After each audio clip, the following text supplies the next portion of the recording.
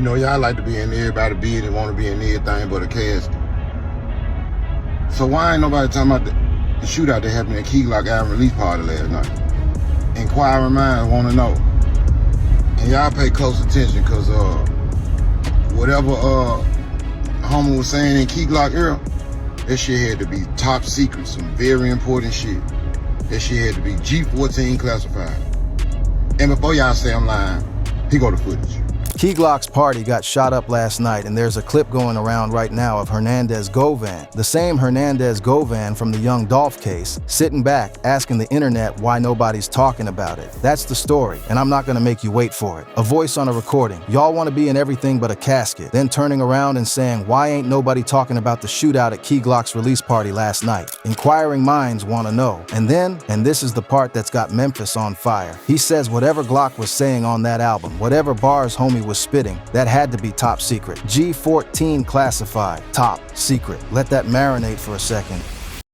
You know who talks like that? Somebody who knows something, somebody who's not guessing, somebody who's lived close enough to the fire to know exactly what kind of smoke comes off it. And that's why this little clip, a minute and a half of a man asking a question, has the whole city, the whole culture sitting up straight because of WHO's asking, because of where he sits in the bloodiest chapter Memphis rap has ever lived through, because the last time this man's name was in the air, a jury had just set him free in the murder of one of the most beloved figures this city ever produced.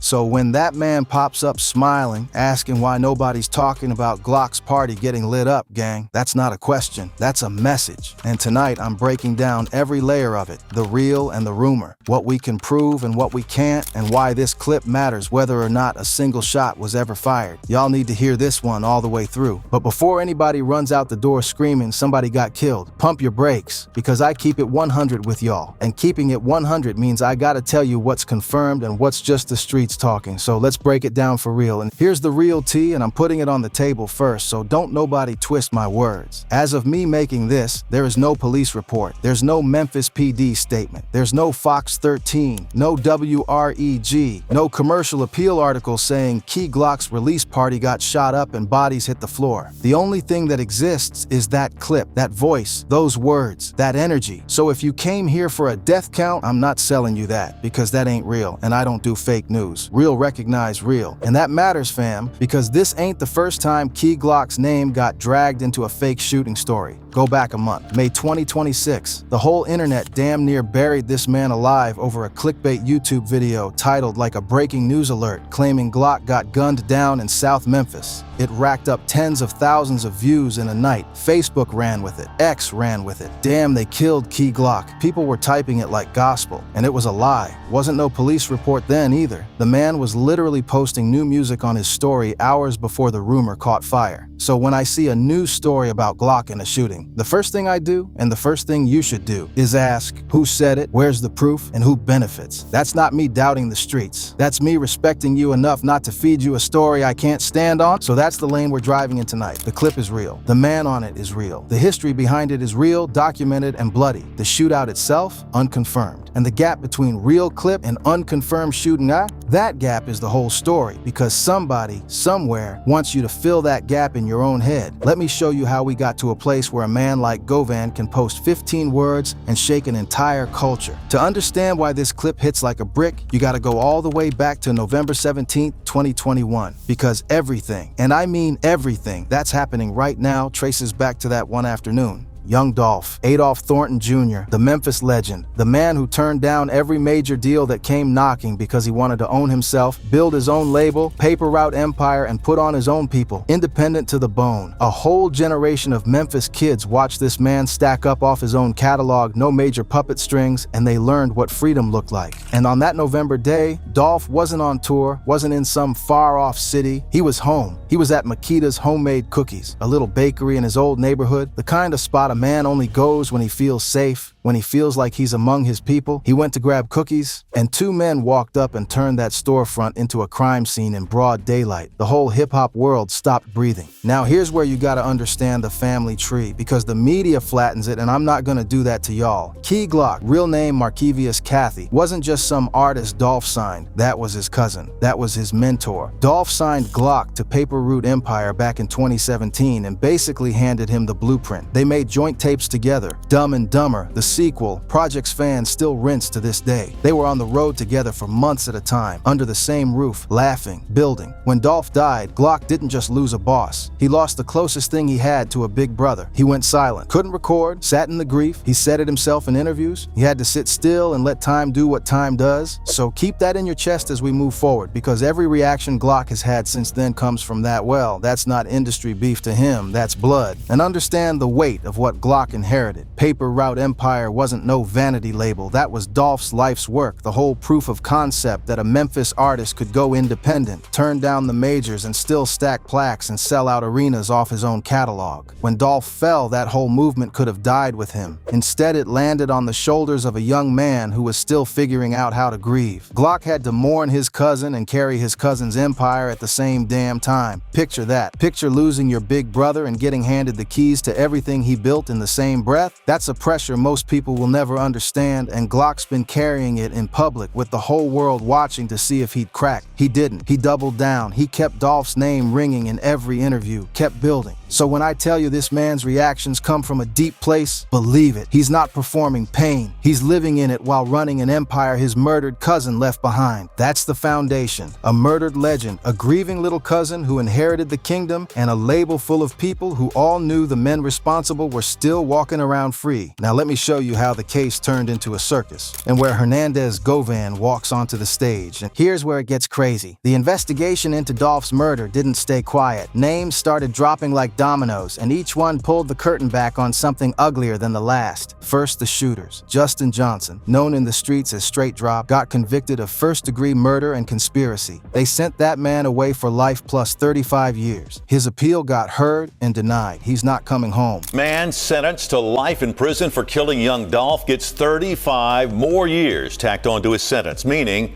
Justin Johnson could be in his 70s before he's even considered for parole. That's confirmed, that's done, that's on record. Then there's Cornelius Smith Jr., the other man who admitted he was in that car, admitted he pulled up on Dolph that day. Smith flipped. He became the state's witness, sat on the stand, and started naming names. And just this past May 15th, 2026, Smith took a plea deal, copped to second-degree murder, and got 20 years. The state dropped his bigger charges because he cooperated. There was even a third man, Jermarcus Johnson, who took a plea as an accomplice. So that's the trigger end of this thing, all accounted for. But that's just the beginning though, because in the streets and in that courtroom, everybody knew the shooters were the bottom of the pyramid. The question that kept Memphis up at night was who sent them, who paid, who pointed, and that's the question that put two more names in the center of the storm. Names that sit a whole lot higher up the food chain. Name number 1, Anthony Mims. You might know him as Big Jook, and here's the detail that turns this from a street story into a culture-wide earthquake. Big Jook was the brother of Yo Gotti. Yo Gotti, the head of CMG, one of the biggest moguls to ever come out of Memphis. According to testimony in this case, Big Jook was the one who allegedly ordered and financed the hit on Dolph. Why? The streets and the court testimony point to a rivalry that went back years. Dolph refusing to sign with Gotti's camp, choosing independence over the machine, and that no festering into something deadly. But here's the twist nobody saw coming. Big Jook never saw a courtroom for it. In January 2024, Big Jook himself was shot and killed outside a Memphis restaurant. Sources close to the family of rapper Yo Gotti confirmed the man killed outside a Hickory Hill event center is Gotti's brother. Memphis police identified him as 47-year-old Anthony Mims, also known as Big Jook. Gunned down before he could ever be charged. So the man at the top of the alleged pyramid got erased from the board before the law could touch him. The streets call that balance. The law calls that an unsolved problem. Either way, that's a body that closed a door. And that leaves us with name number 2. The middleman, the connector, the alleged glue between the money and the murder, Hernandez Govan. Now here's where people really started connecting dots. So pay attention because this is the heart of why that clip means what it means. The state's theory was that Hernandez Govan, they call him Quet in the streets, was the orchestrator, the middleman who allegedly set the whole thing up for a cut. The number that came out in court was a $10,000 piece for organizing the hit. The prosecution painted him as the man who connected Big Jook's alleged order to the shooters who carried it out. That's a heavy accusation. First-degree murder. Conspiracy to commit first-degree murder. The kind of charges that bury a man for the rest of his natural life. So they brought him to trial in August 2025, and the streets thought this was the one. This was gonna be the closure. This was gonna be the day Memphis finally watched somebody high up answer for Dolph. The prosecution rolled out their case. They put up 8 witnesses. Dolph's own sister, his head of security, the lead investigator, digital forensics guys. They pointed to phone records showing Govan was in contact with the shooters after the murder. They pointed to a white Mercedes, the car tied to the killing, that turned up at an abandoned house right across the street from where Govan lived on Bradley Street. They even had a picture from a music video showing Govan in that same driveway. And their star witness, Cornelius Smith, the man who admitted he was there. Smith got on that stand and directly tied Govan to the conspiracy. Smith's own girlfriend had told police, in her words, "Quet set this up." That sounds airtight, right? That sounds like a rap. But here's what really happened, and this is the part that lit the fuse on everything you're seeing today. The defense, led by attorney Manny Aurora, tore into the foundation of that whole case, and their hammer was Smith himself. They argued Smith wasn't credible, that he was a man cooperating to save his own neck, willing to paint anybody as the fall guy to shrink his own sentence, and they had receipts for that argument because Smith's story had shifted over time. In some tellings, he'd named different people. There was even a version where he mentioned some character he called miscellaneous, and other versions where the order traced to Big Jook directly. The phone contact between Smith and Govan? Aurora argued Smith bought drugs from Govan regularly, so them talking wasn't proof of murder. It was just 2 men who already knew each other. The Mercedes across the street? Aurora pointed out somebody else tied to the case lived on that same street too. Now here's the crazy part. The jury, 12 people, 5 men, 7 women, all from Shelby County, they didn't take a week. They took about 3 hours. 3 hours of deliberation, and they came back. Not guilty. Not guilty on the murder. Not guilty on the conspiracy. Tennessee versus Hernandez Govan, count 1. We, the jury, found the defendant Hernandez Govan not guilty in count 1 of the indictment.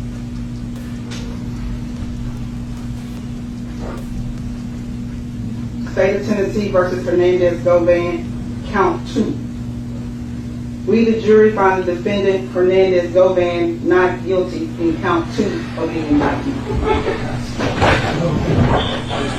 The jury foreman went on TV afterward and said it plain. It wasn't about what was there, it was about what wasn't there. He said the state's star witness got contradicted by his own statements over and over, and that a case like that maybe never should have gone to trial in the first place. And Govan? He wiped away tears in that courtroom, walked outside and told the cameras, "Thank you to the jury for getting this right and getting my life back. I knew in my heart I was innocent. I'm just happy to be free." He even said he might leave Memphis altogether. So sit with the picture now. The shooters are convicted or copped out. The alleged money man is dead in the street, and the alleged middleman walked out the front door of that courthouse a free man, legally innocent, cleared on all counts. The man the state said connected the whole thing, gone, free, untouchable on those charges thanks to double jeopardy. That's the board as it stands, and the city of Memphis felt that verdict like a gut punch. This is where the street's been talking, so let me break down why a clip of Govan asking about Glock's party hits different than it would coming from anybody else. When that not guilty verdict dropped in August 2025, Key Glock didn't hold his tongue. He went to social media and posted 4 words that said everything. "My city failed,"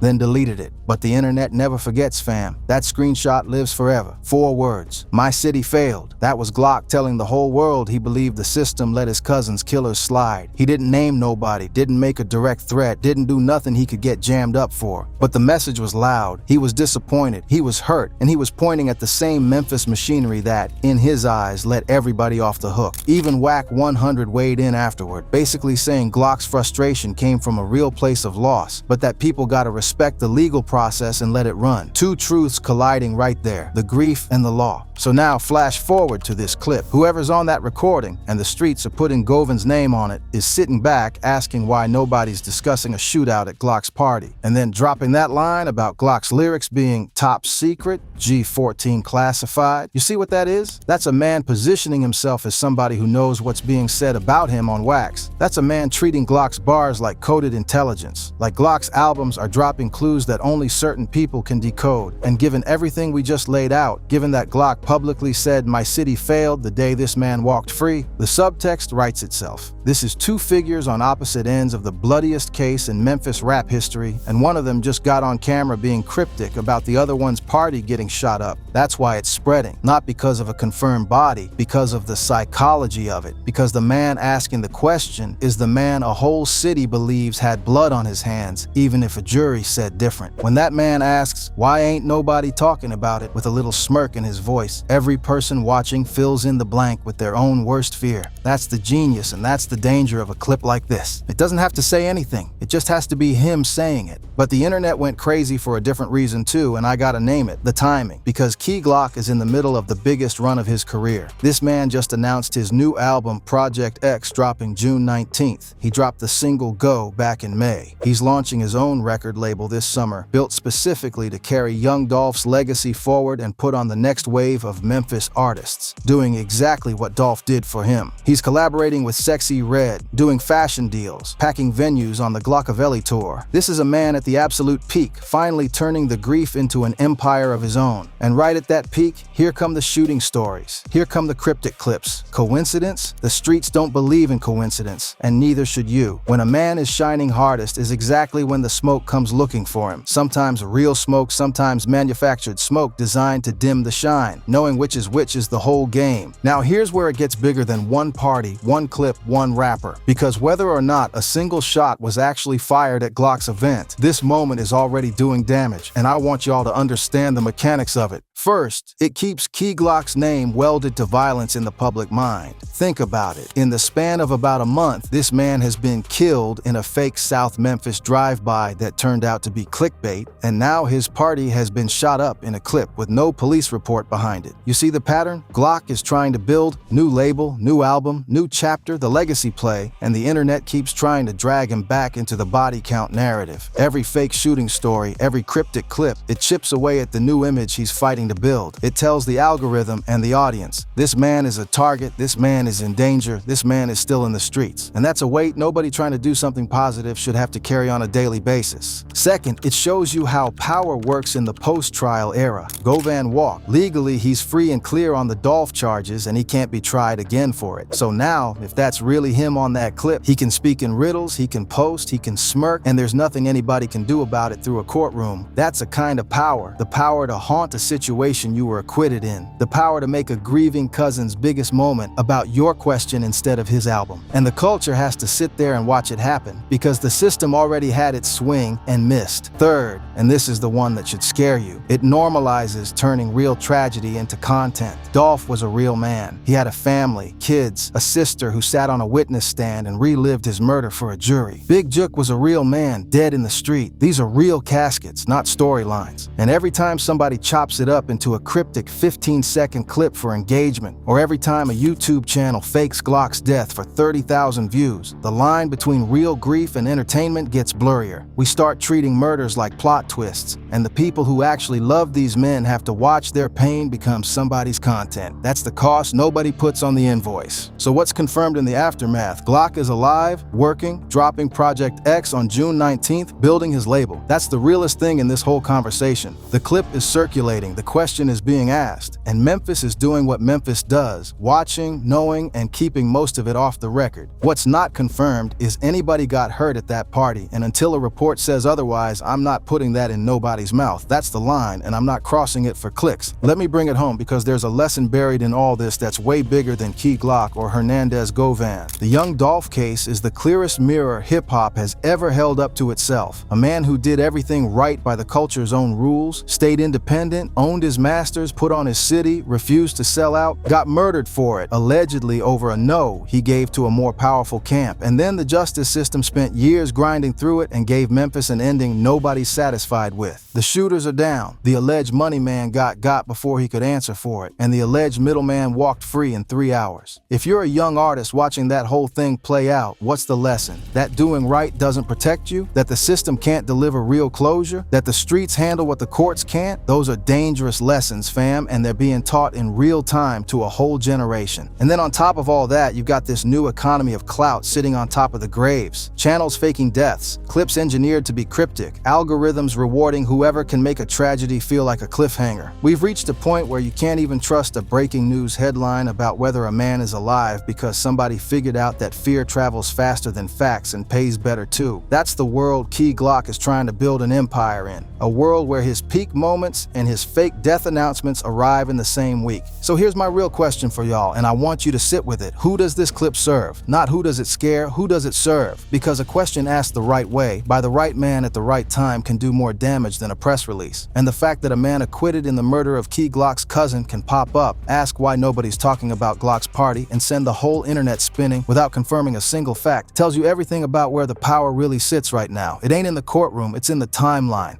Glock's answer to all of it has been the loudest answer there is. He kept going. New album, new label, Dolph's legacy in his hands, being carried the way it's supposed to be carried. That's the move. When they expect you to react, you build. When they want you scared, you ship. That's not me telling you he's untouchable. Ain't nobody untouchable, and that's exactly the tragedy at the center of this whole story. It's me telling you that the realest response to a culture that profits off your funeral is to keep your name attached to life, to creation, to legacy. Dolph taught him that, and Glock is living it out loud. So that's the breakdown. The clip is real, the man is real, the history is real, and it's covered in blood. The shooting at the party? Unconfirmed. And I'll update y'all the second a real report says different, not before. Don't let nobody sell you a casket that ain't been confirmed. Real recognize real, and real waits for the facts. Now I want to hear from y'all. Drop it in the comments. You think that clip is really Govan, and if it is, what's he really saying? Is this a message, or is it just a man enjoying his freedom and stirring the pot? And what does it tell you about Memphis, about the culture, about who really holds power once the courtroom doors close? Tell me how you see it, and do me one favor. Before you repost the next breaking shooting story about anybody, ask who said it and where's the proof. That little habit might be the realest thing you take from this whole video. Stay tuned, stay sharp, and keep it 100.